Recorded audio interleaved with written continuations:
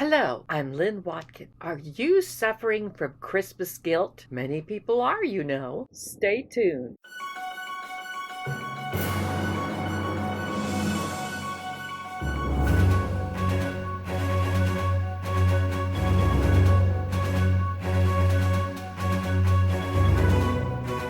Last weekend was one of the most challenging weekends of the year for me. Why? Well, this past Saturday, my husband and I sat down to choose what charities we would contribute to. Now, we do tithe to our church, and we do try to set aside funds during the year for serious needs, such like helping the survivors of Hurricane Helene or helping those suffering from the war in the Middle East. But each year, at the end of the year, the pile of pleas for money get larger and larger and larger. All these pleas are from legitimate sources.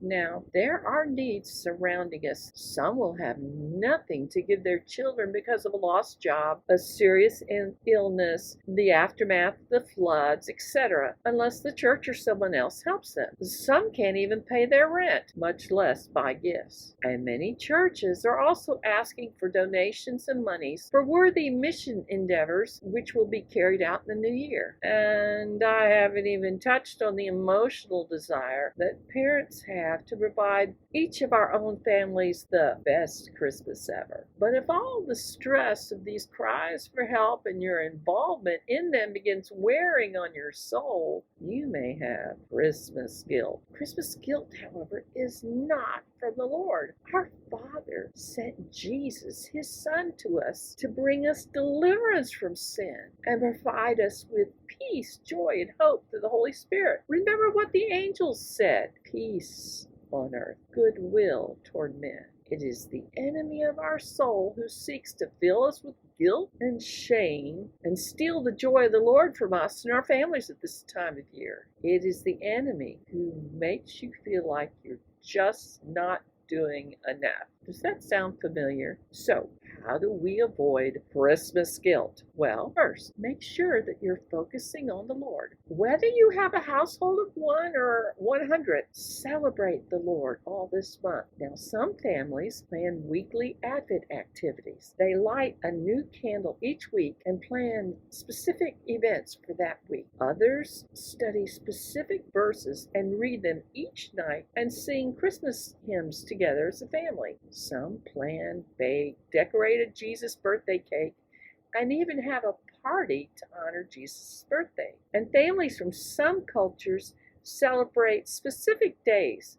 such as St. Nicholas Day, and preparation for celebrating Christmas, which is Jesus' birthday, of course. The purpose of all these activities is not how grand the different activities are, but that they focus on the fact that Jesus was born in Bethlehem for us. Second, when dealing with the various fundraising requests, understand that it's usually experts who craft most of these letters and requests by the various charitable organizations to get your emotions involved when you read the message.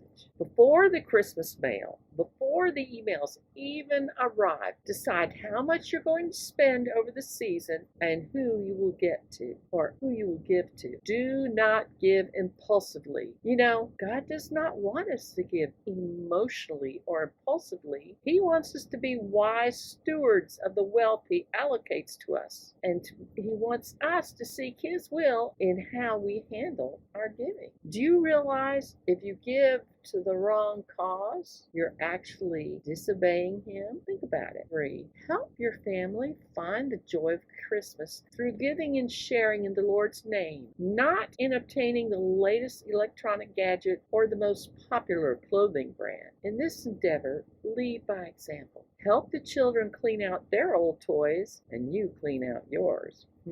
Toys in good condition can be washed carefully and repaired before donating. But do not donate broken toys, those with missing pieces, or those that are obviously worn. Clothing that is out grown and in good condition could be washed and carefully repaired before donating. Now, my son had a Christmas train that he was no longer interested in. As we unpacked it one Christmas, we checked to see that it was in working order. We cleaned the dust and the sticky prints from it, and we had fun talking about how he'd enjoyed it when he was younger and the past Christmases. But then we packed the train up carefully and gave it to a father who happened to work with my husband, who had two young sons who loved putting the train together with their dad and watching it run. You see, we released that train to bring joy to someone else and trusted God with the results. Now, some families work with charities to deliver or to serve meals and to help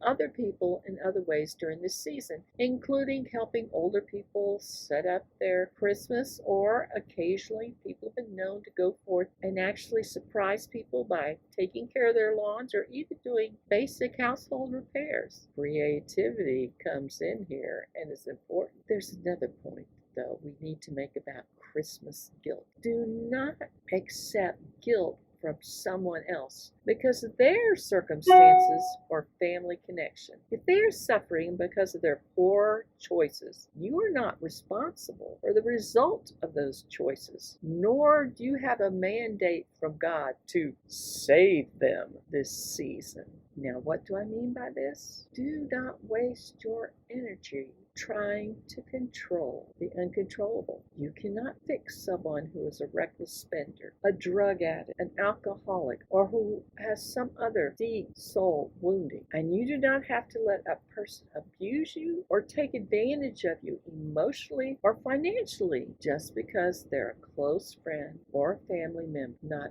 even if your parents ask you to.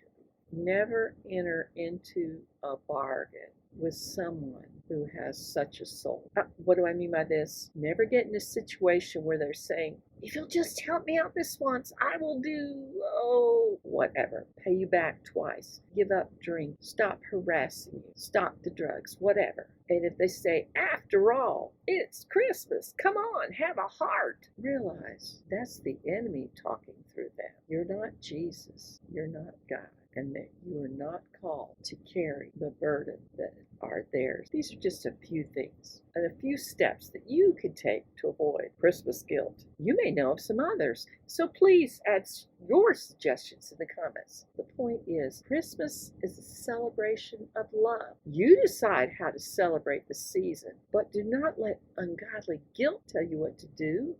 And do not let ungodly guilt try to make you control anyone else. We celebrate the holiday of Christmas because the love of God has been shed abroad in our hearts. Let me say this, when all is said and done, there's no better gift that you can give anyone than the gift of hope. Through your words and deeds, show everyone that the future is full of promise and hope because Jesus came into the world. Jesus alone is the reason for the season. The rest is fluffy fun. And remember, no matter if your gift of hope is received or declined, always reject the guilt that the enemy tries to put on you. Don't let the enemy ruin Christmas for you. Someday, Jesus will return, not as a baby in a manger, but as the glorious King of all. So live your life full of joy and hope, showing grace and courage throughout all your day. This is Lynn Watkins. Merry Christmas. Goodbye.